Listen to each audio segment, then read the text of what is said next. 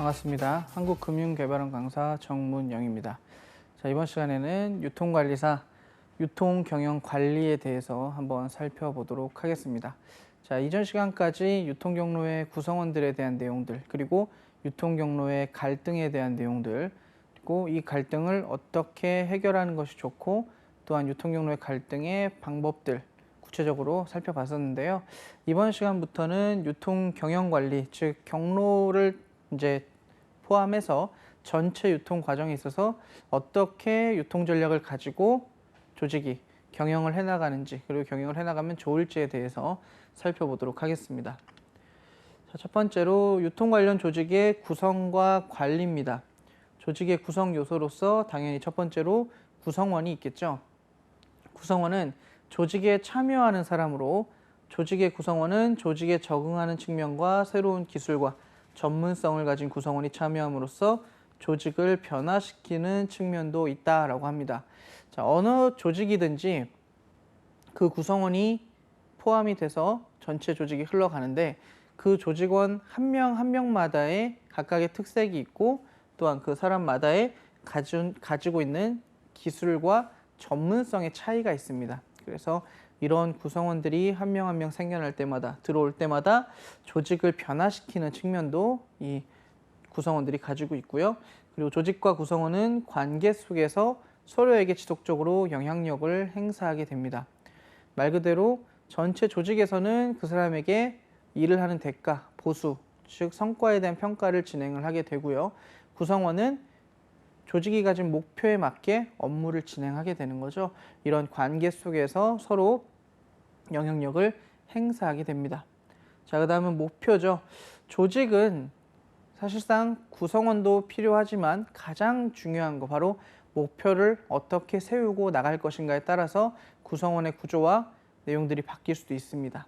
자, 목표는 조직 구성원들이 과제 수행을 통해 영향을 미치고자 하는 바람직한 상태, 이론적으로 이런 목표에 대한 언급을 한 거지만, 조직 구성원들이 각자에게 주어진 과제 수행을 통해서 결국은 회사를 통해서, 조직을 통해서 영향을 미치고자 하는 매우 바람직한 상태, 회사가 원하는, 대부분의 회사들은 돈을 버는 이윤이죠. 이윤 추구를 위한 이러한 바람직한 상태를 목표라고 부릅니다. 그래서 조직의 목표가 어떻게 구성이 되느냐에 따라서 구성원들의 질서와 행동이 규제가 되고 바뀌겠죠. 그래서 이런 식으로 조직이 구성이 됩니다. 자, 또한 조직의 구성 요소로서 사회적 구조라는 것이 있습니다. 물론 다분히 우리가 이론적인 내용이기 때문에 실제적으로 조직의 구성들, 다양한 인적, 물적 자원들을 설명할 수 있지만, 이제 시험에서 언급하는 사회적 구조에 대한 내용입니다. 조직 구성원들 사이에 존재하는 정형화되거나 질서가 잡힌 관계, 그리고 규범적 구조와 행동 구조로 구분을 짓습니다. 자, 사회적 구조의 규범적 구조는 가치, 규범, 그리고 역할 기대를 포함합니다. 회사에 들어와서 구성원으로서 일을 하면서 가지게 되는 실제 그 구성원이 하는 역할에 대한 거. 그러니까 말 그대로 구성원이 들어와서 자신이 가진 기술이나 전문성을 가지고 어떤 역할을 수행할 수 있고 수행해 나가는지에 대한 내용이 바로 규범적 구조에 정해져 있는 거죠. 그래서 집단, 조직이라고 하면 그 조직이 갖춘 규칙이나 내용들이 있습니다. 그래서 이것을 잘 지켜나가는 것, 이것들이 조직에서는 굉장히 많이 필요하겠죠. 자, 그 다음에 행동구조라는 것이 있는데, 활동이나 상호작용, 그리고 감정 등으로 대부분 구성이 되어 있습니다. 구성원들의 권력 구조를 나타내기도 하는데요. 실제로 구성원들은 기술이나 전문성을 가지고 과제 수행을 위한 다양한 활동들을 해나갑니다. 이런 활동들을 할 때 규범적 구조에 있는 가치나 규범, 역할 기대를 통해서 실제 그 행동, 그 상황에 맞는 행동을 하게 되죠. 그리고 실제로 조직에서는 다양한 구성원들과 상호작용을 하게 됩니다. 그래서 이런 것들을 어떻게 해나가는 것인가. 그래서 조직은 이런 사회적 구조까지 다 지니고 있다. 다른 사람들과의 관계, 그리고 나의 역할, 그리고 조직 내에서의 규범을 지키는 것, 그리고 조직의 가치를 향상시키는 것, 이런 활동들이 전부 다 사회적 구조 안에 규범적 구조와 행동 구조로 포함이 되어 있습니다. 그래서 실제로 조직이 구성되고 운영이 되려면 이런 기본적인 사회적 구조의 틀을 지니고 있다라고 볼 수 있는 거죠. 자, 그다음은 조직은 테크놀로지, 말 그대로 투입을 산출로 변화시키는 기술 혹은 메커니즘을 지니고 있어야 합니다. 조직 같은 경우는 단순하게 사회봉사나 자원봉사가 아니기 때문에 이윤을 얻을, 즉 이익을 창출할 수 있는 활동을 해야 합니다. 그러기 위해서는 우리가 투입 대비, 즉 사람을 투입을 시키거나 어떤 물자를 투입을 시키거나 했을 때 그 투입, 인풋 대비 아웃풋이 명확하게 나와야겠죠. 그래서 이 아웃풋을 만들어내는 과정, 이것을 메커니즘 혹은 테크놀로지 혹은 일반적으로 기술이라고 얘기를 하죠. 이런 기술을 가지고 조직이 운영이 되는 거죠. 자, 그래서 이러한 테크놀로지는 소프트웨어와 하드웨어로 구분이 됩니다. 일반적으로 소프트웨어라고 하면 프로그램 같은 눈에 보이지 않지만 시스템화되어 있는 것들, 하드웨어는 눈으로 보이고 물리적으로, 가시적으로 보이는 물건들을 얘기하는 거죠. 이런 소프트웨어와 하드웨어로 구분이 되어 있고요. 소프트웨어는 다시 설명드리면 전문적 지식과 기술, 눈에 보이진 않습니다. 하드웨어는 기계와 장비, 이런 것들을 가지고 인풋 대비 아웃풋을 만들어내기 위한 메커니즘을 찾기 위해서 노력하죠. 그래서 이거를 전체 내용을 다 테크놀로지라고 부릅니다. 그래서 조직은 이런 테크놀로지, 기술이 필요하죠. 자, 그리고 조직의 환경은 어떻냐? 조직은 항상 환경과 상호작용을 합니다. 그래서 이러한 환경이라는 거는 시장 상황이 어떻게 변하는지에 따라, 그리고 시대 상황이 어떻게 변하는지에 따라, 그리고 시대의 수요가 어떻게 창출이 되는지에 따라서 계속해서 변화를 해 나가야 되는 거죠. 우리가 지금 이제 겪고 있는 코로나 사태 같은 경우도 실제로 다양한 조직들이 이 환경에 적응을 하거나 돌파를 해내거나 아니면 이 환경을 통해서 이윤을 얻고자 하는 노력들을 많이 하고 있죠. 이것이 바로 조직이 환경과 상호작용을 하는 거라고 볼 수 있습니다. 자, 또한 물리적이고 기술적이고 문화적이고 사회적인 환경이 존재합니다. 자, 물리적이라는 것은 물건을 실제로 만들어내거나 제작을 할 때 부딪히는 상황들, 그리고 기술적인 거는 역시 극복하지 못하는 기술적 과제들, 새로운 제품에 대한 수요나 요구가 있고 또 회사가 그렇게 하고자 하지만 현실적으로 어려운 기술적인 한계들에 부딪힐 때가 있습니다. 이런 것들은 계속해서 환경을 개선해 나가면서 빠른 시간 안에 해낼 수 있도록 노력을 해야겠죠. 그리고 문화적인 환경들도 상당히 큽니다. 실제로 무역을 하거나 이제 해외로 물건을 판매하는 회사, 조직의 경우에는 그 나라에 맞는 문화적인 환경을 충분히 고려를 해야겠죠. 특정 종교라든가 특정한 문화라든가 아니면 특정한 습관이라든가 뭐 식생활이든가 주거 공간이라든가 이런 것에 대한 이해가 전반적으로 있어야 물건을 판매하거나 유통을 시킬 수 있겠죠. 그래서 이런 문화적인 것들 충분히 파악을 해야 하고요. 우리나라와 같은 경우도 지역적인 특색들, 그리고 지역적인 어떤 사물에 대한 인식의 차이, 그리고 실제 수요의 차이 등을 고려해서 문화적 차이를 이제 환경적으로, 환경 요인으로 넣어서 고민을 해봐야겠죠. 자, 그리고 사회적 환경도 존재합니다. 실제 물건이 시장에 공급되기에는 조금 부적절하다든가 아니면 어떤 시기라든가 아니면은 사회에 공급됐을 때 파장이라든가 다른 산업에 주는 영향이라든가 이런 것들을 고려해서 사회적 환경도 역시 고려를 해봐야겠죠. 이런 것들이 지속적으로 굉장히 다양한 분야에서 계속 몰아칩니다. 조직들에게.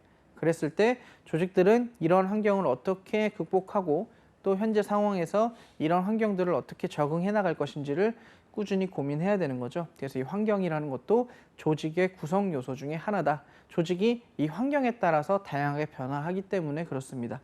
그래서 조직과 환경 사이에는 경계가 있어요. 분명히. 조직은 어떤 일을 해나가려고 하고 거기에 맞는 어떤 환경들이 계속 들어옵니다. 분명한 경계가 있지만 두 개가 유연하게 섞여서 조금 유동적인 성격을 가지고 발전을 시켜 나가야 되는 거죠. 그래서 이런 유통의 환경에서 조직의 구성 요소로서 존재한다는 거 굉장히 중요한 내용 중에 하나입니다. 그래서 조직은 단순하게 그냥 구성원들 그리고 기업의 목표로만 끝나는 게 아니라 이러한 테크놀로지나 환경들까지 영향을 다 주고받는다는 거, 그리고 이러한 것들이 실제로 계속 조직에서 유연성을 가져가게 하는 하나의 요소라는 거죠. 자, 그 다음은 조직의 구조의 구성입니다. 조직은 과연 어떻게 구성이 되어 있는가? 자, 복잡성이라고 보통 첫 번째로 이야기를 하는데요. 우리가 어떤 조직이라고 했을 때는 조직의 형태나 뭐 직원들의 구성, 배치도 뭐 이런 걸 보고 단순하게 이렇게 구성이 돼 있구나라고만 볼 수 있겠지만 실제로 그 조직 내부에서는 어떤 직무를 누가 담당하고 하는 것들이 상당히 복잡하게 구분이 되어 있습니다. 그래서 수평적 분화 그리고 분업과 전문화의 원리에 따라 조직 구성원을 직무에 결합하고 집단화하는 과정을 이제 복잡성이라고 이야기를 합니다. 각각의 구성원들이 할 수 있는 영역을 구분하고 그 사람들이 할 직무를 결정하고 또 역할을 전문적으로 배분하는 이런 역할들을 복잡성이라고 부릅니다. 조직은 기본적으로 이렇게 시작이 되죠. 구성이 됩니다. 직원들을 뽑을 때도 특정한 분야에 어떤 기술이나 전문성을 요구하는 구성원이 필요하다라고 해서 또 채용을 하게 되는 거죠. 그래서 이런 것들을 배분하는 과정을 복잡성이라고 부릅니다.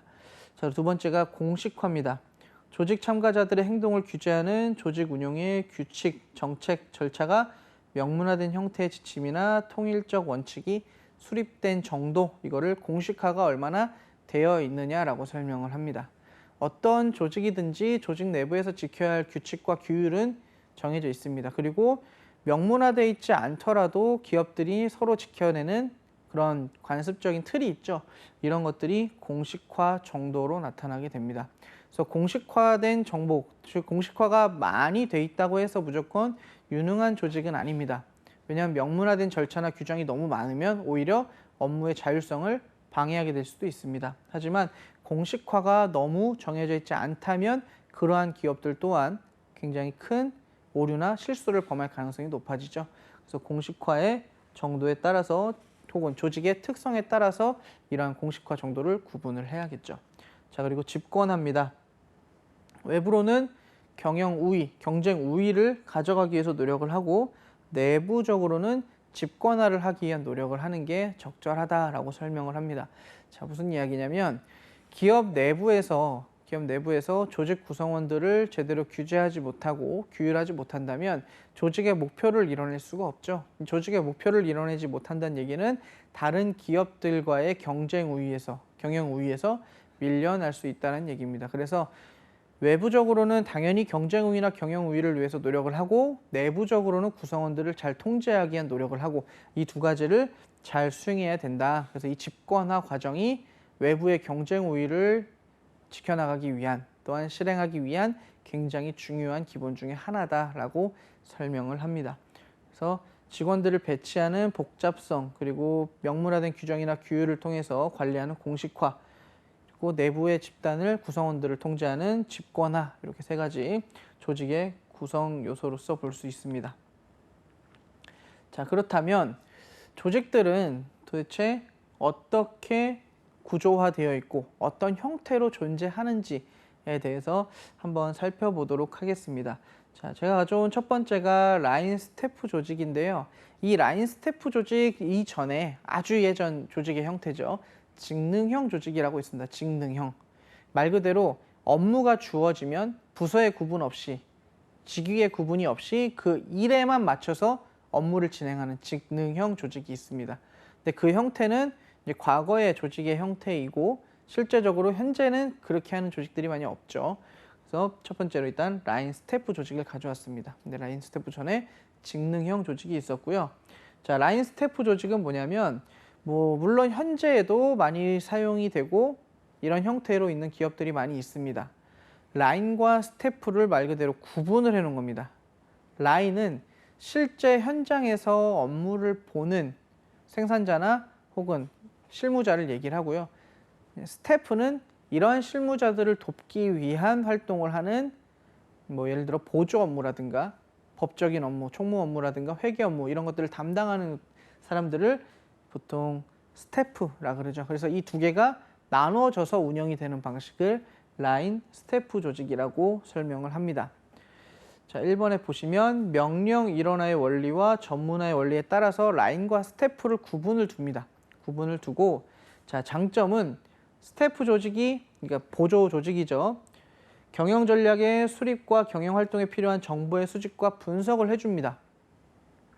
그러면 라인에서는 어떻게 할 수 있어요? 수집해 준 정보를 가지고 목표치를 세우고 그 해당 업무를 실행을 해나갈 수가 있죠. 자, 근데 단점은 스태프 및 라인 조직의 책임과 권한이 명확하지 않을 경우에는 갈등이 발생할 수 있다. 자, 회사 내부에서 스텝과 라인의 업무가 분명히 명확하게 구분이 되어 있어야 되는데 이것에 대한 구분이 명확하지 않다면 갈등이 발생할 수도 있다라는 겁니다. 자, 4번에 보시면 실제 업무를 담당하는 라인과 보조업 역할을 하는 스태프가 함께 조직을 운영해 나가는 거. 이게 라인 스태프 조직입니다. 그래서 밑에 그림을 보시면 자, 사장님이 딱 있고 생산본부와 나머지 인사, 영업, 격리, 관리본부가 나눠져 있죠. 이런 식으로 실제 라인에서 업무를 하는 생산본부가 나눠져 있고 나머지 보조 업무를 담당하는 스태프가 이렇게 구분이 되어 있는 거. 이게 라인 스태프 조직입니다. 그래서 각각 전문화에 따라서 할 수 있는 영역에 대한 구성원을 선출하고 배치를 해서 운영을 하는 게 바로 라인 스태프형 조직이죠. 자, 그리고 두 번째가 사업부제 조직입니다. 자, 사업부제 조직이라고 하면 현재 우리가 상당히 많이 볼 수 있는 형태인데요.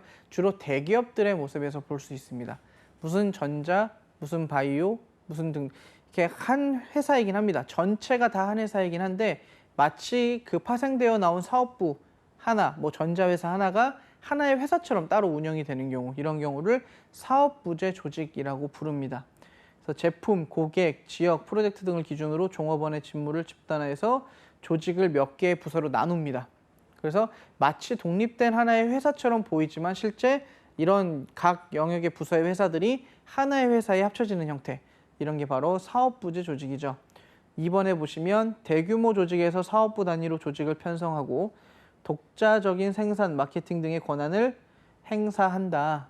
그래서 각 회사가 전체 결국은 하나의 회사지만 그 회사 안에서 여러 개의 사업부로 나눠져 있는 거죠. 보시면 사장단이 있고요. A 사업부, B 사업부, C 사업부가 나눠져 있습니다. 근데 한 회사지만 각각의 사업부 내에 부서가 다 포함이 돼 있죠. 각각 운영이 되도록. 이런 식으로 돼 있는 게 바로 사업부제 조직입니다. 뭐 대표적으로 여러분들이 알 수 있는 우리나라의 삼성 같은 기업들이 각각의 사업부 영역으로 나눠져서 하나의 독립된 회사처럼 운영이 되지만 결국은 삼성이라는 그룹 안에 포함이 된 회사들이죠. 그래서 이런 식으로 운영이 되는 게 바로 사업부제 조직입니다.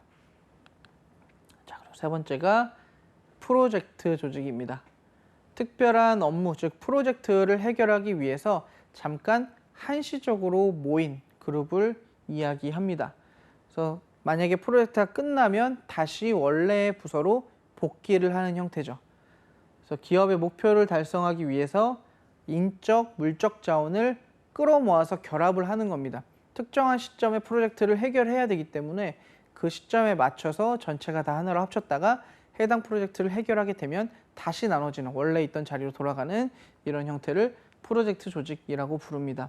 자, 그래서 최고 경영자의 지도 안에 특정한 프로젝트 팀을 결성을 하게 됩니다. 우리가 어떤 업무를 지금 빠르게 해결을 해야 된다. 자, 예를 들면 여러분들이 많이 보는 태스크포스 팀이라고 하죠. 이런 경우도 이런 경우에 속하죠. 특정한 프로젝트를 해결하기 위해서 회사 전체에 있는 내부의 인력이나 전문가 자원을 다 끌어모아서 해당 프로젝트에 집어넣습니다. 그랬다가 끝나면 다시 복귀를 하는 거죠. 그래서 각 영역에서 재무팀, 영업팀, 생산팀, 인사팀에서 각각 사람을 끌어다가 프로젝트 팀을 만들고 이 프로젝트가 끝나면 다시 종료 해산을 하는 이런 형태가 바로 프로젝트 조직입니다. 그래서 프로젝트 조직은 한시적으로 모인다. 그리고 장기적으로 운영이 되는 것이 아니라 특별한 프로젝트를 해결을 하기 위해서만 잠깐 회사 전체에서 전체 인력들이 선출돼서 모아서 운영을 하는 한시적인 조직이다라는 거 기억을 해두셔야 됩니다. 그래서 프로젝트 조직은 실제 이제 조직의 형태로서 구분을 둔다기보다 특정한 프로젝트를 수행하기 위한 잠깐 모이는 조직의 형태다. 그래서 여기에 넣어놓긴 했지만 조직 자체가 이렇게 프로젝트형으로 구성이 되진 않죠. 보통은 조직이 있고 그 조직 안에서 프로젝트 형태가 조직이 됩니다. 그리고 여러 조직들이 공동의 어떤 논의를 위해서 혹은 공동의 일을 해결하기 위해서 여러 조직들이 함께 프로젝트 조직을 형성하는 경우도 있습니다. 그래서 대부분은 조직이 구성된 상태에서 이게 조직끼리 모여서 혹은 조직이 구성된 상태에서 한시적으로 모여서 이 업무를 해결하기 위한 프로젝트 팀을 구성하는 게 프로젝트 조직이다 이렇게 보시면 되겠습니다. 자, 그 다음 시험에서 많이 나오는 내용입니다. 바로 그리드형인데요. 우리가 알고 있는 다국적 기업들이 많이 있죠. 여러 나라에 이제 퍼져 있는 기업들. 보통 본사는 특정한 국가의 모회사로서 존재를 합니다. 그런데 각 나라마다 자회사라 그러죠. 모회사와 자회사. 자회사들이 퍼져 있습니다. 그래서 모회사의 지배 아래 자회사가 운영이 되죠. 근데 또 자회사는 자회사 나름대로의 운영 정책을 가지고 그 나라의 구성원들을 운영을 하죠. 그러다 보니까 이제 그리드형은 다국적 기업이면서 경로 구성원들 간에 혹은 경로의 의사결정을 하는 담당자와 경로 구성원들 간의 갈등이 빈번하게 좀 발생할 확률이 높습니다. 모 회사에서도 이렇게 해라. 또 자회사에서 우리 회사에서도 이렇게 해라. 라는 이런 의견 충돌이 계속 생겨날 수 있죠. 자, 정리를 해보시면 자, 그리드형은 다국적 기업에서 주로 볼 수 있는 형태입니다. 그리고 모회사와 자회사가 존재를 하고요. 이중지배입니다. 모회사도 자회사를 지배하고 자회사도 자회사 스스로를 지배하죠. 이중지배 구조로서 모회사와 자회사의 지배를 모두 받는다. 자회사의 구성원은 이중지배 구조로 인한 스트레스가 큽니다. 본사에서는 이렇게 하라 그러고 우리 회사에서 자회사에서는 또 이렇게 하라 그러고 서로 다른 방향으로 나아갈 때는 구성원들의 스트레스가 크겠죠. 그래서 그림을 보시면 모회사의 생산 영업 인사 관리본부 이렇게 모회사가 있습니다. 있는 상태에서 다른 나라의 해외에 자회사를 설립을 하게 되죠. 그러면 모회사의 통제도 받고 자회사는 자회사 내부적으로 스스로 통제도 합니다. 그렇기 때문에 조금 스트레스가 크다. 그리고 시험에서 다국적 기업이라는 언급을 하게 되면 바로 이 그리드형 조직이라는 거 기억을 해두시면 되겠습니다. 자, 그렇다면 이제 조직이 어떻게 구성이 되고 어떤 형태로 되어 있는지를 살펴봤는데요. 이 조직이 목표를 어떻게 세우고 어떻게 실행해 나가야 하는지를 한번 살펴보도록 하겠습니다. 조직의 구성은 당연히 구성원으로부터 시작해서 진행이 되지만 결국 조직이라는 것은 특정한 목표가 명확하게 있어야 되죠. 그래서 이 목표를 어떻게 설정하고 어떻게 관리할 것인지를 볼 텐데요. 자, 첫 번째로 나오는 게 바로 MBO, Management by Objective라 그래서 목표 관리 방법입니다. 자, 목표 관리라는 거는 기업이 단기가 아니라 중장기적인 경영 전략을 세워야 되고 또한 단순히 몇 달간의 사업 계획을 세우는 게 아니라 연간 사업 계획 등을 달성하기 위한 전략 관리 기법을 목표 관리라고 부릅니다. MBO라고 부릅니다. 그래서 업무 목표 수행을 위한 전략 수립 후 평가와 환류. 그러니까 우리가 평가를 진행하고 그 평가 결과에 따라서 다시 할 때는 어떻게 진행을 해야 될까를 다시 되돌아보는 환류 작업을 진행하게 되는 게 바로 목표 관리의 개념입니다. 그래서 두 번째, 목표 관리의 특징은 뭐냐면 작업에 대한 구체적인 목표를 설정합니다. 그래서 기업은 장기적인 목표를 당연히 세워야 하고요. 세부적인 계획도 당연히 세워야 합니다. 당연히 세워야 하는데 어떤 작업을 통해서 어떻게 이득을 얻을 것이고 어떻게 구체적으로 수행해 나가야 될지는 목표 관리를 통해서 구체적인 목표를 설정해 나가야 됩니다. 또한 종업원들이 그 계획을 설정하는 데 있어서 전부 다 참여를 해서 함께 진행을 해나가야 되죠. 그래서 구성원들이 만약에 참여하지 않는다면 실제로 목표 관리가 어떻게 되는지에 대해서 그리고 목표 관리를 어떻게 해나갈지에 대해서 동의를 하거나 내용을 알 수가 없죠. 그래서 전체 구성원들이 함께 계획 설정에 참여해야 한다는 것. 자, 그리고 항상 목표 관리라고 했을 때는 실적에 대한 피드백이 진행이 되어야 됩니다. 그래서 우리가 수행했던 내용이 어떻게 진행이 되었고 이 결과가 어떻게 나왔고 이것에 대해서 다음에 어떻게 진행을 하면 좋을지 이거에 대한 피드백을 진행하고 환류 과정을 반드시 거쳐야 합니다. 그래서 목표 관리를 해야 한다는 거.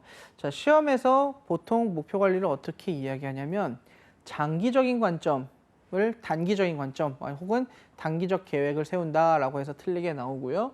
연간 사업 계획이 아니라 월별 사업 계획 이런 식으로 틀리게 나오고요. 또 구체적인 목표를 세워야 하지만 뭐 개괄적인 계획만 있으면 된다라는 식으로 해서 또 틀리게 언급이 됩니다. 그렇기 때문에 목표 관리는 장기적이고 구체적인 목표 그리고 구성원들의 전체 구성원들의 동의, 전사적인 관점에서 진행이 되어야 한다는 거 기억을 해 놓으시고요. 반드시 피드백이나 성과 관리가 있어야 한다는 것까지 이렇게 MBO를 기억해 놓으시면 되겠습니다. 자, 그다음은 우리가 유통 경로를 봤을 때도 그렇지만 이 조직 내에서도 항상 갈등이 발생합니다.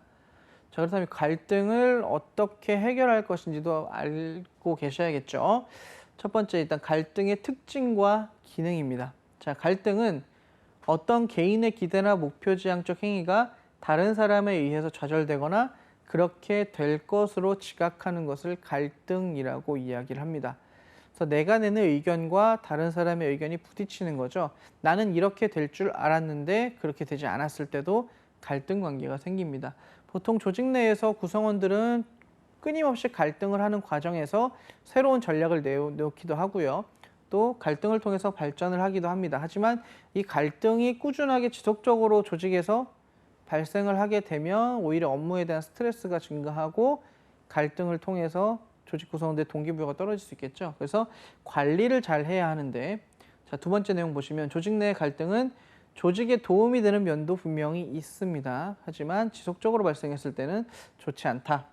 자, 세 번째 것 보시면 갈등은 조직의 유효성과 능률성을 향상시키고 조직의 학습과 창의력, 동기부여 등을 개선하는 데 도움을 준다. 자, 갈등을 통해서 어떻게 되는지 설명을 드렸지만 갈등이라는 것이 반드시 나쁜 것은 아니다. 일단 이것을 기억을 해두시고요. 오히려 내가 생각했던 방향과 다르게 진행이 되면서 조직에서 창의적인 결과가 나올 수도 있고요. 또한 조직에서 이런 일을 진행을 할 때는 이런 갈등들이 계속 생겨나는구나. 그래서 학습 효과 같은 것들도 생겨날 수가 있습니다. 그래서 일정한 갈등은 조직의 운영에 도움이 되기도 한다. 자, 그리고 역기능적 측면에서는 조직 성과에 타격을 줄 수 있으며 혁신과 변화를 막기도 한다. 자, 갈등이 생겨서 무조건 잘 타협이 되고 서로 합의가 되는 게 아닙니다. 그럴 때는 어떻게 돼요? 오히려 역기능적인 것들이 생겨날 수 있죠. 조직의 성과를 줄이거나 아니면 피해를 좀 줄 수가 있습니다. 그래서 조직 환경의 변화에 효과적으로 적응을 하지 못하도록 하는 경우도 갈등 때문에 생겨날 수 있습니다. 자, 또한 갈등은 동태적이다. 자, 갈등이라는 것은 계속 생겨났다가 사라지고 생겨났다가 사라지고 계속 움직입니다. 그래서 동태적, 정태적이 아니라 동태적이라고 설명을 합니다. 그래서 갈등은 실제 언제 어디서 벌어질지 예측이 조금 어려운 측면이 있고요. 그 갈등이 벌어졌을 때의 해결 방법 또한 늘 일정한 게 아니라 계속 달라지죠. 그렇기 때문에 갈등은 동태적이다. 그리고 순환적인 과정을 거친다. 보통 회사의 업무들은 연 단위 혹은 주 단위, 달 단위, 매달 계속해서 계획들이 발전이 되는데 이 계획들을 순환적으로 하는 과정에서 지속적으로 갈등이 발생할 수도 있는 가능성이 있습니다. 똑같은 업무를 비슷한 구성원들끼리 계속 수행을 하다 보면 갈등이 비슷한 시기마다 벌어질 수 있다는 얘기죠. 그래서 여러 단계에 있어서 세심한 주의가 상당히 필요하다라고 설명을 합니다. 그래서 갈등 같은 경우는 여러분들이 공부를 하실 때 단순하게 그냥 의견이 부딪히는 거 정도로 알고 물론 넘어가셔도 여기에 있는 내용들은 이해가 되실 거예요. 그런데 이제 시험에서 이론적으로 문제를 맞추려다 보니까 목표 지향적 행위가 다른 사람에 좌절되거나 그렇게 될 것으로 지각하는 게 갈등이구나. 그리고 조직 성과에 도움이 되는 것도 있구나, 갈등이라는 것이. 그리고 갈등이 동태적이고 순환적인 과정을 거치는구나 정도는 별도로 이론적으로 기억을 좀 해놓으시는 게 좋을 것 같습니다. 자, 그다음 앞에서 말한 갈등이 생겨났으면 이거를 이제 해결하는 방식들이 필요할 겁니다. 대응 방식인데요. 갈등에 대한 대응 방식 첫 번째가 경쟁입니다. 일단은 갈등이 발생한다는 것은 서로에 대한 목표가 상이한 거죠. 나는 이렇게 하고 싶은데 저 사람은 다른 방식으로 수행을 하고 싶어 합니다. 다른 방식의 의견을 냅니다. 그러면 대응을 할 때 첫 번째는 경쟁을 할 수 있습니다. 내가 바로 수능을 하는 게 아니라 아니다, 내 이야기가 맞다라고 대립을 하거나 경쟁을 하는 방식도 있겠죠. 그래서 자신의 입장을 고수하기 위해서 자신의 권한을 사용하는 경우도 있습니다. 내가 너보다 직급이 높으니까 내가 하는 대로 해 라고 할 수도 있겠죠. 그러니까 상대방의 갈등의 의견을 들어주는 게 아니라 내가 경쟁해서 이겨내기 위해서 대립을 하는 거죠. 자, 그리고 논쟁을 합니다. 논쟁을 벌어졌을 때 서로 능력이나 서열, 경제적인 제재 조치를 활용해서 내 의견을 수용시키는 겁니다. 상대방에게. 일단은 갈등에 대한 대응 방식 중에 하나죠. 경쟁을 하는 것. 이것도 갈등의 대응 방식 중에 하나입니다. 자, 두 번째는 갈등의 상황에 마주했을 때 같이 협력을 하는 겁니다. 해결하기 위해서. 어떻게 하면 모두가 만족하는 결과를 낼 수 있을까? 이거를 고민하는 것이 바로 협력입니다. 갈등의 주체 모두가 만족할 수 있는 해결책을 찾기 위한 노력이고요. 갈등의 주체가 지닌 요구사항을 모두 충족할 수 있는 대안을 찾기 위해 쟁점을 찾아서 특정 사안을 조금 파고드는 방법입니다. 해당 당사자가 서로 갈등으로 마주했더라도 우리가 이거를 어떻게 하면 우리 둘에게 모두 다 만족스러운 결과를 가져갈 수 있을까를 고민하는 것이 바로 협력입니다. 상대방의 의견을 무조건 순응하는 것도 아니고요. 내 갈등의 주장을 무조건 경쟁적으로, 대립적으로 주장 내세우는 것도 아닙니다. 상대방과 같이 대안을 찾는 것, 이게 바로 협력이죠. 당연히 갈등에 대한 대응 방식 중에 이러한 방식도 사용을 할 수 있겠죠. 자, 그리고 세 번째는 타협입니다. 협력과는 조금 차이가 있는데요. 갈등의 주체가 모두 어느 정도 만족할 수 있는 해결책을 신속하게 찾는 겁니다. 자, 협력은 양 당사자가 우리 둘 다 오케이 할 수 있는 답안을 찾아내는 거예요. 그런데 타협은 서로의 주체가 조금씩 양보를 해서 어느 정도 만족할 수 있는 수준에서 그 해결책을 찾는 겁니다. 그러니까 협력보다는 조금 더 타협이 갈등의 대응 방식으로서 갈등의 대응 방법을 빨리 찾아낼 수 있겠죠. 양 당사자가 조금씩 양보를 하니까. 그래서 경쟁과 순응의 중간적 성격입니다. 내 것을 주장하는 건 맞죠. 왜? 내 것에 대한 만족도가 있어야 되니까. 그런데 상대방의 의견을 조금 들어서 내가 어느 정도 만족하는 수준에서 이 갈등의 쟁점을 찾아주는 거죠. 그리고 갈등의 주체가 서로 자신이 추구하는 것을 상대의 목표와 절충하고 타협적으로 해결을 한다. 자, 절충이라는 말을 사용을 합니다. 협력일 때는 양 당사자가 모두 동의하는 갈등의 해결안을 찾지만 지금처럼 타협일 때는 절충을 합니다. 나는 이 정도 양보하고 저 사람도 조금 양보해서 우리 서로 갈등의 해결점을 찾아보자. 이렇게 하는 게 바로 타협입니다. 그래서 협력과 타협은 조금 다른 이야기죠. 그래서 타협은 어느 정도는 포기를 한다. 자, 그래서 실익과 내가 얻을 수 있는 이익과 상대방과의 관계 사이에서 적절한 조화가 필요하다. 자, 무조건 갈등을 대립각으로 이끌고 가는 것이 아니라 상대방과의 관계를 고려해서 내가 이 정도까지는 주장을 하고 이 정도는 조금 저어줘야겠다.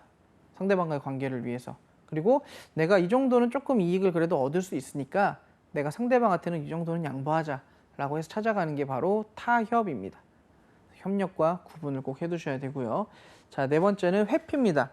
회피는 내가 이루고자 하는 실익, 그러니까 이익과 목표 달성을 추구하지 않고요. 아예 피하는 겁니다. 아예 언급조차 하지 않아요. 갈등을 싫어하는 경우에 이렇게 되는 거죠.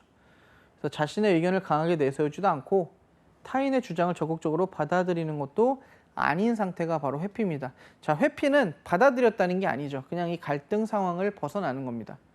내가 이것에 대해서 명확하게 답을 주지도 않고 또 상대방 의견을 순응하지도 않는 상태죠. 이것을 회피라고 부릅니다. 회피. 그래서 갈등에 대한 대응 방식, 경쟁부터 회피까지 봤고요. 자, 마지막으로 양보와 순응이라는 게 있습니다. 양보와 순응은 경쟁과 딱 대립이 되는 말이죠. 상대방이 제시하는 갈등안을 대해서 내가 내 실익이나 내 의견을 포기를 하고 내려놓고 상대방의 의견을 듣는 겁니다. 자, 그래서 양보나 순응은 자신의 이해관계보다는 상대방의 요구에 맞춰서 갈등 해결을 추구합니다. 그리고 자신의 실익보다는 상대와의 관계를 계속 중요시하게 되죠.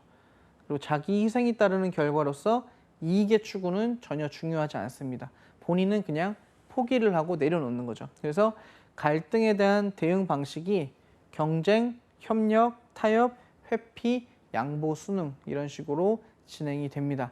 어떤 방식을 선택하는지는 반드시 정답이 있진 않아요. 하지만 갈등을 해결하는 방식들 자체마다의 특징이 있고 내가 실익을 가지고 갈 것이냐 끝까지 아니면 내가 실익을 내려놓고 그냥 이 상황을 피할 것이냐 아니면 상대방의 실익을 받아주면서 내가 이 갈등안을 내려놓을 것이냐 등등의 경쟁부터 양보까지의 내용 반드시 기억을 하시고요. 협력과 타협이 다르다는 거. 협력은 양 당사자가 만족할 수 있는 공동의 해결점, 갈등 해결안을 찾는 거고요. 타협 같은 경우는 양 당사자가 조금씩 양보를 하면서 그 양보를 한 정도에서 어느 정도 수준에서 이익을 가져가면서 갈등의 해결안을 찾는 방식이 바로 타협이었죠. 그래서 이렇게 내용들 기억을 하시고요. 갈등에 대한 대응 방식 꼭 기억을 해놓으시면 좋겠습니다. 자, 그 다음은 인적 자원 관리입니다. 자, 인적 자원 관리라고 하면 우리가 흔히 인사 관리라고 이야기를 하죠. 자, 인사 관리의 기초와 개념인데요. 인사 관리의 의의입니다. 자, 조직에서 일하는 사람을 다루는 제도적인 체계를 인사 관리라고 부릅니다. 그리고 관리의 대상과 관리의 주체가 당연히 모두 사람이고요. 인적 자원의 효율적 활용을 위해 수행하는 계획적이고 체계적인 활동들. 그러니까 인사 관리라고 했을 때는 단순하게 그냥 사람을 마구잡이로 뽑고 굴리는 것이 아니라 그 사람이 가진 능력을 가지고 정확하게 판단을 해서 어떻게 배치를 하고 또한 어떤 영역에서 우리가 사람이 필요하니까 어떤 사람을 뽑고 이런 채용 관계까지 다 포함해서 이야기를 합니다. 그리고 채용, 배치, 교육훈련, 승진, 퇴직, 임금, 안전, 위생, 근로시간 등 사람과 관련된 구성원과 관련된 모든 내용들이 다 인사관리에 속해 있죠. 그리고 객관성과 공정성을 갖춘 인사관리 체계가 필요하다. 자, 인사관리를 할 때에 이제 오류들이 있어요. 내가 아는 사람이라든가 아니면은 그 사람의 어떤 특정한 부분을 보고 내가 마음에 들어서 뽑는다든가 아니면은 우리 회사의 어떤 업무와 맞는 특정한 취미를 갖고 있다든가 이런 식으로 굉장히 많은 오류들이 있습니다. 이런 오류들을 하지 않고 최대한 객관성을 가지고 그리고 공정성을 가지고 인사관리를 진행을 해나가야겠죠. 자, 그래서 인사관리를 하기 위해서는 먼저 해야 되는 게 직무 분석입니다. 사람을 어디에 배치할지를 판단하기 위해서는 우리 회사가 가진 조직의 직무가 어떤 것이 있는지를 먼저 알아야겠죠. 그래서 직무 분석이라는 것은 특정 직무의 성질을 결정하는 과정입니다. 그러니까 직무 자체가 어떻다라고 평가하는 것이 아니라 직무가 어떤 성격을 갖고 있는가를 보는 것이 바로 직무 분석입니다. 그래서 직무 정보와 직무를 수행할 인력이 갖춰야 하는 요건을 체계적으로 수집하고 정리를 하는 과정들을 직무 분석이라고 하고요.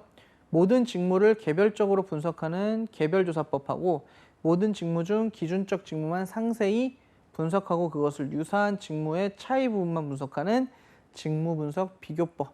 그래서 개별조사법과 직무 분석 비교법 이렇게 두 가지로 구분을 합니다. 근데 어떤 방법을 쓰든지 실제 회사들에서는 직무 분석을 늘 하고 있죠. 자, 그리고 직무 분석의 결과는 단순한 직무 평가 자료가 될 뿐만이 아니라 책임이나 권한, 그리고 승진, 임명, 업무 개선, 부서 편성 등 조직 관리의 자료로서 상당히 중요하게 활용이 됩니다. 그래서 그 자리가 어떤 자리인지, 그리고 그 자리에서는 어떤 영역이 벌어지고 그 업무 영역에서는 어떻게 일을 해야 하는 사람이 배치가 되어야 하는지 등을 살펴보는 게 바로 직무 분석입니다. 그래서 직무 분석의 절차는 처음에 우리가 왜 직무를 분석할 것인지 뭐 여러 가지 이유가 있습니다. 채용을 하려고 할 수도 있고요. 승진을 시키려고 할 수도 있고요.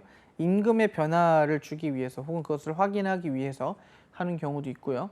여러 가지 이유들이 있는데 일단 직무를 분석하는 목적을 결정을 합니다. 자, 이번에 사람을 신입사원을 몇 명을 뽑아야 합니다. 뭐 이런 식으로 목적을 설정한 다음에 분석 범위를 결정합니다.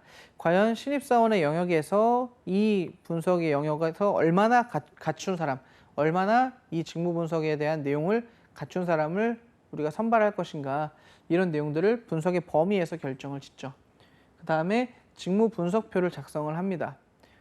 우리가 가진 직무가 어떤 능력을 요구하고 어떤 성질이 있는 일이고 어떤 성격을 가진 업무인지 그리고 구성원들이 어떤 능력을 갖춰야 되는지를 쭉 직무 분석표를 통해 살펴보고요. 직무와 관련된 분석가가 사람들을 선발하고 그리고 훈련을 시킵니다. 그래서 해당 직무에 대해서 적응을 잘 할 수 있도록 하고요. 예비조사와 본조사를 모두 거친 다음에 마지막에 해당 직무에 대한 내용이 어떤 것이고 어떻게 했더니 어떻게 진행이 되었고 그 결과가 어떤 건지 직무 기술서나 직무 명세서 작성을 통해서 직무 분석을 마무리하게 되죠.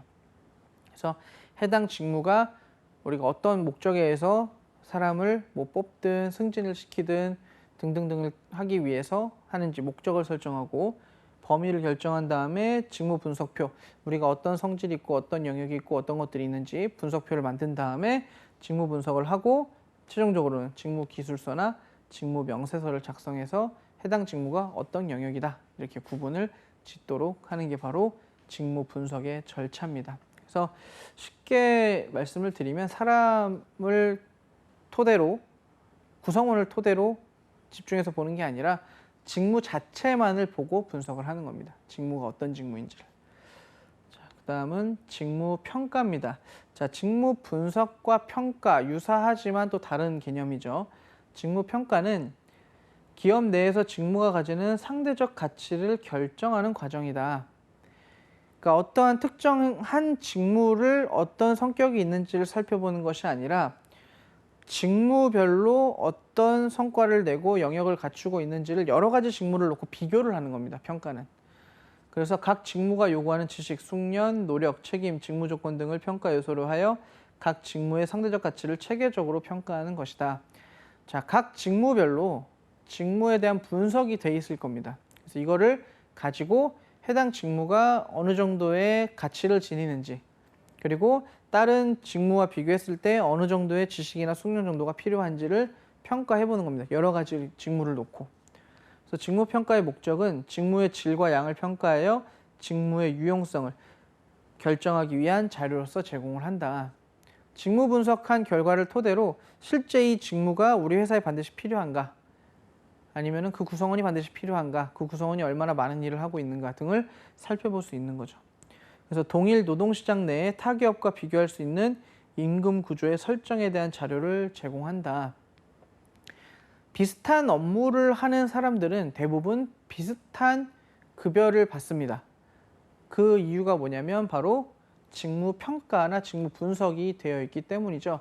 물론 모든 직무가 같은 직무라고 해서 동일한 급여를 받거나 동일한 보상 체계를 갖고 있는 건 아닙니다. 하지만 대다수의 그 해당 직무에 대한 카테고리들은 비슷한 내용들을 갖고 있죠. 이게 바로 직무 평가를 진행을 하게 되면 이 업무의 가치가 어떻고 이 업무의 질과 양이 어떤지를 판단하기 때문에 이 직무 평가를 통해서 이런 임금 구조의 설정에 대한 자료를 제공받을 수 있는 거죠. 그리고 합리적인 임금 지급의 기초가 된다. 해당 업무는 상대적으로 다른 업무에 비해서 상당히 많은 노동량을 필요로 한다. 그리고 굉장히 중요성이 크다라고 할 때는 임금 지급을 합리적으로 많이 해줄 수 있는 거죠. 그런 직무에 대해서는. 그리고 노동조합과의 교섭의 기초가 된다라는 거는 노동조합에 있는 노조원들은 본인의 직무의 영역에 대해서 정확한 직무 분석이나 직무 평가를 하기가 어렵죠. 회사 측면에서 하는 것보다는. 그래서 회사 측면에서 직무 분석을 한 다음에 임금 협상을 한다든가 이럴 때 제시할 수 있는 명확한 자료가 되는 거죠. 그래서 직무 평가를 그런 식으로 진행을 하게 된다. 자, 그래서 직무 평가 방법은 질적 평가와 양적 평가가 있는데요. 질적인 평가는 말 그대로 어떤 수치나 데이터가 아니라 그 경험이나 지식을 가지고 이게 어느 정도의 그 능력을 갖춘 자리인지 직무인지 어느 정도의 부가가치를 주는 자리인지를 질적으로 평가하는 겁니다. 첫 번째가 서열법인데요. 각 직무의 난이도 및 책임성 등을 평가해서 서열을 매기는 겁니다. 그래서 이거는 굉장히 중요한 일이고 이거는 조금 그렇게 중요하지 않은 일이고 상당히 중요하지 않은 일이고 이런 것들을 서열로 나누는 거고요. 분류법은 직무의 가치를 단계적으로 구분하는 등급표를 만들고 직무 평가를 그에 맞는 등급으로 분류를 합니다. 그래서 다소 주관적으로 질적 평가들은 이루어지게 돼 있죠. 이 질문표를 만들거나 직무 평가의 기준을 만드는 건 다분히 주관적인 의견들로 작성이 되기 때문에 이러한 의견들에 따라서 서열과 분류법은 질적인 평가에 속하게 된다. 자, 점수법은 이제 양적인 평가에 해당이 됩니다. 어느 점수를 받느냐에 따라서 달라지는데요. 직무를 각 구성 요소로 분해한 뒤 평가한 점수의 합계로서 직무의 가치를 평가하는 방법입니다. 점수를 다 준 다음에 이거를 다 합산을 해서 점수를 매긴 다음에 수치화된 그 점수를 가지고 이 직무의 내용이나 부가가치를 평가하는 거죠. 그래서 임금 체계를 설정할 때 상당히 유용합니다. 점수 체계를 다 똑같이 만들어 주고 평가를 진행한 다음에 그 안에서 임금 체계를 구분을 하면 되니까요. 양적 평가라고 부르고요. 자, 요소 비교법도 양적 평가라고 부릅니다. 주관적인 게 아니라 객관적으로 가장 타당하다고 인정되는 기준 직무를 설정합니다. 그 다음에 이 직무를 잘 하는지 못하는지에 대해서 놓고 비교한 다음에 점수를 매기는 거죠. 가벼운 예를 들자면 콜센터 같은 곳에서는 전화를 받는 게 상당히 중요하죠. 그러면 실제로 전화를 받게 하는 직무에서 어떻게 수행하는지를 테스트를 해보는 겁니다. 그 다음에 어떤 멘트를 하고 어떻게 대응을 하면 몇 점 이런 식으로 해서 수치화된 객관성을 가진 자료를 가지고 점수를 매겨서 평가를 하는 거죠. 이런 거를 양적 평가라고 합니다. 하지만 요소 비교법 같은 경우는요. 어떤 기준을 정하느냐에 따라서 그 사람의 직무 평가가 달라질 수가 있습니다. 그렇기 때문에 대표 기준을 산정하기가 좀 난해할 수 있고요. 또한 특정 사람들만 잘하는 어떤 업무 영역에 대해서 평가를 하게 되면 그것이 편견으로 작용하거나 특정 사람들에게만 유리하게 작용이 될 수도 있겠죠. 이런 것들은 조금 주의해야 될 상황이다. 그래서 직무평가는 질적인 거와 양적인 것, 주관적인 것과 객관적인 것으로 구분이 된다. 그래서 질적평가는 서열법과 분류법, 그리고 양적평가는 점수법과 요소비교법으로 구분이 되더라라는 겁니다. 그래서 직무를 평가까지 했으면 이제 직무를 설계를 해야 하는데요.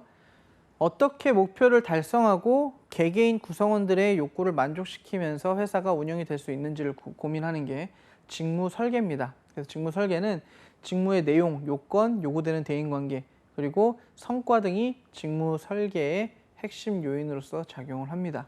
그러니까 앞에서 직무 분석을 하고 직무를 평가한 결과를 토대로 각 인원들을 배치하는 걸 얘기하는 거죠. 그래서 직무 설계 방법 중에 하나가 직무 순환입니다. 작업자들이 완수해야 하는 직무는 그대로 두고 사람만 계속 바꾸는 거죠. 이거를 직무 순환 혹은 순환 근무라고도 부르죠. 자, 그리고 직무를 확대하는 겁니다. 전문화되거나 표준화된 원리로부터 벗어나서 직무 자체를 재설계하려는 최초의 시도를 직무 확대라고 합니다. 그래서 직무 확대는 과업의 다양성을 증진시키기 위해서 직무를 수평적으로 확대하는 거죠. 그런데 이거는 이제 구성원 입장에서는 직무가 늘어나게 돼서 스트레스를 받는 그런 좀 안 좋은 부정적인 경우가 생겨날 수도 있습니다. 자, 세 번째는 직무 충실화죠. 직무 수행을 통해 작업자에게 성취감과 보상을 누릴 수 있도록 직무 내용과 환경을 설계하는 방식이다. 그래서 그 사람이 가장 잘할 수 있고 보람을 느끼고 성취감을 느끼는 직무를 배치를 해주는 겁니다. 구성원들마다. 그러면 충실하게 직무를 수행할 수 있도록 도와줄 수가 있겠죠. 그래서 이러한 작업들은 전부 다 직무 분석과 직무 평가가 올바르게 이루어져야 한다는 거 같이 기억을 하시면 되겠고요. 직무 충실화 같은 경우는 보통 근로자에게 과업 수행에 대한 권한을 위임을 시킵니다. 그래서 직무 내용을 전문화시켜서 본인이 선택하고 직무의 질을 높일 수 있도록 해줘요. 그리고 근로자 스스로가 자신의 성과를 스스로 축적하고 보람을 느끼고 거기에 대해서 측정하도록 도와줍니다. 그러면 더욱더 그 직무에 대한 충실성이 늘어나게 되겠죠. 이런 걸 가지고 직무 충실화라고 보통 이야기를 합니다. 보통 직무를 제대로 분석하고 평가했다면 어떤 방법을 쓰든지 사실 직무 배치가 적절하게 될 수 있을 겁니다. 하지만 각 직무 배치마다 직무를 분석하고 평가한 내용마다 설계 방법이 장단점이 다 있기 때문에 그것들을 충분히 고려해야 된다는 거 같이 기억을 하시고요. 자, 인사고과라는 거를 하게 되죠. 이제 인적 자원을 관리하다 보면 직무를 주고 직무 설계까지 해줬습니다. 그러면 이제 어떤 일을 했고 어떻게 잘했는지에 대해서 인사고과를 해줘야 되는데 인사고과라는 건 당연히 우리가 승진을 하기 위해서 그 해당 구성원을 평가하는 작업이죠. 그래서 인사고과 같은 경우는 그 목적이 보통 교육훈련이나 이동, 승진, 경력 개발의 기초 자료가 되고요. 그리고 임금을 결정할 때 가장 중요하게 이런 인사고과를 하게 됩니다. 그리고 이 사람이 어느 정도의 성과를 우리 회사에 가져다 줬고 우리가 기업의 가치를 이 사람을 통해서 얼마를 늘려놨는지 이런 것들을 평가할 때 사용하는 자료가 바로 인사고과 자료죠. 그래서 인사고과를 할 때 주의해야 되는 사항들이 많은데요. 오류들이 많이 발생을 합니다. 그 중에 대표적인 게 바로 상동적 오류인데요. 특정한 사람에 대해 갖고 있는 고정관념을 갖고 그 고정관념과 이 사람이 동일하다라고 보는 겁니다. 예를 들어서 뭐 이슬람교를 가진 사람을 딱 보면 아, 이 사람은 뭔가 아랍에 대해서 뭔가 있구나. 그리고 특정한 종교, 이슬람교 같은 경우도 고기를 먹지 않는 거니까 아, 이 사람은 이런 것에 대해서 이런 편견들이 있겠구나 라는 걸 미리 평가를 하고 들어가는 거죠. 그리고 또한 특이한 취미를 가진 분들이 있어요. 뭐 낚시도 특이하진 않지만 낚시나 뭐 등산이나 이런 것들을 가진 분들이 아니고 특이한 동물을 키운다든가 이런 분들 같은 경우는 회사 입장에서 볼 때 우리 회사의 직무는 그런 것과 연관이 없는데 저 사람은 저런 취미를 갖고 있네. 그러면 인사고과할 때 별로 좋게 안 보는 거죠. 이런 것들을 오류입니다. 오류. 상동적 오류라고 부릅니다. 그 사람이 특정한 것과 연관이 있다라고 보는 거죠. 그래서 그것과 유사한 이미지를 갖고 있는 사람이다라고 보는 겁니다. 이거는 인사고과상 오류고요. 자, 할로 이펙트라 그래서 후광 효과라는 것도 있습니다. 고과자가 피고과자를 어느 한편을 기준으로 다른 것까지 함께 평가하는 겁니다. 자, 그리고 보통 후광 효과라고 하면은 그 평가를 하는 사람이 피평가자를 알고 있는 경우가 많이 있습니다. 그래서 나랑 평소에 친했고 착한 사람이니까 일도 잘할 거야 라고 평가를 하는 거죠. 이런 경우는 보통 관계적인 게 성립이 돼 있는 거예요. 그 사람들끼리. 그래서 이런 상관적 관계에 있을 때 나타나는 오류를 후광 효과라고 부릅니다. 그래서 뭐 친절한 사람은 성실하고 또 책임감도 높겠다라고 평가하는 거, 이런 것들은 내가 친절하다는 걸 알고 있는 거죠. 그 사람에 대해서. 그래서 저 사람은 친절한 사람이니까 일도 잘할 거야 라고 평가하는 거 후광 효과입니다. 이것도 인사고과상의 오류고요. 인사고과는 당연히 객관적인 자료를 가지고 진행이 되어야겠죠. 자, 그리고 연공 오류입니다.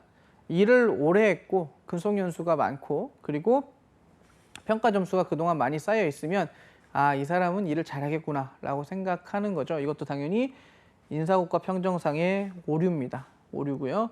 최근에 업적을 기준으로 산정을 하고 오랫동안 일을 했다는 것 자체만으로도 이 사람을 높게 보는 거기 때문에 상당한 오류라고 볼 수 있고요. 네 번째, 시간적 오류입니다. 과거에는 별로 성과가 없었지만 최근에 눈에 띄는 성과가 있었기 때문에 이 사람을 인사고과에 반영을 시키는 거죠. 그래서 이런 것들도 시간적 오류에 해당이 됩니다. 과거로부터 누적된 성과를 가지고 평가를 해야 되는 거죠. 자, 그리고 상관 편견이라 그래서요. 고과 항목의 의미를 정확히 이해하지 못합니다. 평가하는 사람이 뭐 예를 들어 창의력 이런 것들을 평가하기가 어렵잖아요. 그러면은 창의력이라는 테스트 항목을 가지고 평가자가 참여하게 되면 창의력을 테스트할 수 있는 방법이 없죠. 그래서 올바르게 이해하지 못한 상태로 평가를 진행하는 경우, 이럴 때를 상관 편견이라고 이야기를 합니다. 그래서 이런 오류들을 많이 저지르게 되죠. 이런 것들을 최대한 하지 않아야겠습니다. 자, 그럼 기출문제 몇 개 보도록 할게요. 자, 아래 글상자 괄호에 들어갈 조직의 유형을 순서대로 옳게 나타낸 것은 무엇인가? 자, 가는 책임과 권한이 병행되고 모든 사람들이 한 명의 감독자에게 보고하며 조직의 상부에서 하부로 전달되는 의사소통의 흐름을 가진 조직을 말한다. 자, 감독자에 의해서 전체가 하나처럼 움직이는 겁니다. 일만 똑같이 하는 거죠. 그래서 직능형 혹은 라인 조직이라고 부릅니다.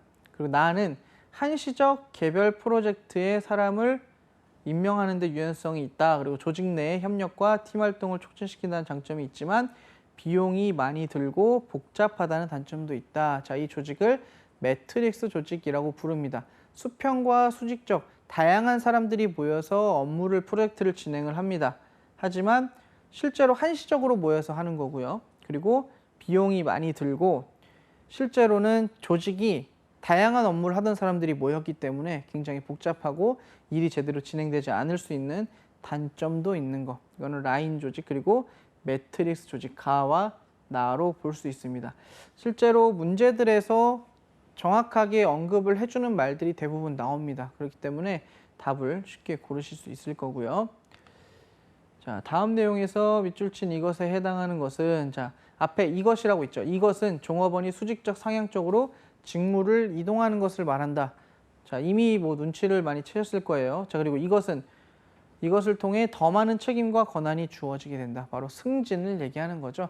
수직적, 상향적으로 이동하는 거, 승진입니다. 자, 그 다음은 조직의 구성과 관리 측면에는 계획, 조직화, 지휘, 통제 등의 관리 요소들이 있다. 이중 조직화에 해당되지 않는 것은 무엇인가? 자, 2번에 보시면 종업원에게 동기를 부여할 수 있는 업무를 할당하는 것. 자, 이거는 조직 설계에 해당이 됐었죠. 조직 설계. 자, 나머지 내용들 보시면 조직을 만들어내고 지휘를 하고 조직을 계획하는 것. 이런 내용들로 구성이 되어 있습니다. 실제 이런 문제들은 다른 유통관리사 내용을 공부하지 않았더라도 문제를 통해서 답을 좀 유추해낼 수 있는 문제이기도 합니다. 자, 그리고 MBO 문제가 항상 등장을 하는데요. 목표에 의한 관리, 매니지먼트 바이 오브젝트에서 목표를 수립할 때 주의할 점으로 가장 옳지 않은 것은, 자, 1번에 보시면 능력 범위 이내라면 목표의 난이도는 약간 어려운 것이 좋다. 자, 장기적인 목표이고 회사가 앞으로 나아갈 비전이라면 매우 쉬운 비전보다는 조금 어려운 비전, 목표를 세우는 게 맞겠죠. 그리고 2번에 피드백은 업무가 완성된 후에 한꺼번에 하는 것이 효과적이다. 짝 답을 보셔도 이상하다고 느껴지시겠죠. 피드백 같은 경우는 어때요? 하나의 목표 관리가 이루어지고 나면 그때그때 성과를 평가하고 피드백을 진행하고 환류까지 진행을 해야겠죠. 그래서 2번은 옳지 않다. 자, 3번에 목표 설정 과정에서 당사자가 함께 참여할수록 좋다. 조직 구성원들이 일단 전체가 참여하는 게 좋고요. 관련된 당사자는 당연히 목표 설정에 참여를 해야 합니다. 자, 그리고 4번에 목표는 기간, 범위 등이 구체적으로 정해져야 효과적이다. 아까 말씀드렸지만 MBO의 포인트였죠. 장기적 관점과 구체적인 실행 내역. 그래서 구체적으로 다 정해져 있어야 좋습니다. 그리고 5번에 일방적으로 지시한 것보다 업무 담당자가 동의한 목표가 좋다. 내가 최고 경영층이라고 해서 단순히 그냥 정해주는 게 아니라 전사적 차원에서 어떻게 해요? 업무를 하는 담당자가 동의한 내용으로 목표를 설정하는 것이 더 효과적인 목표 설정 방법이 되겠죠. 그래서 2번 같은 경우가 MBO에서 목표를 수립할 때 피드백에 관한 내용으로서 틀리다고 볼 수 있겠네요.